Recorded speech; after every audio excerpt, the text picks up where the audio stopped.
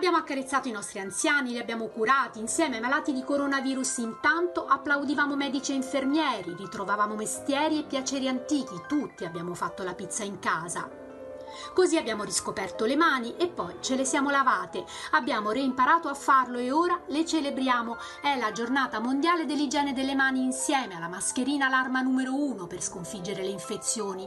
Un gesto semplice, un atto d'amore per se stessi e gli altri, 40 secondi sotto acqua e sapone o con un disinfettante alcolico che salvano dalla malattia, ma bisogna farlo bene, non solo palmo e dorso, ma anche lo spazio tra un dito e l'altro. E poi il rubinetto, se non si è sicuri che sia pulito, mai toccarlo per chiudere l'acqua, ma aiutarsi con un fazzoletto o col gomito. Stesso discorso per le maniglie.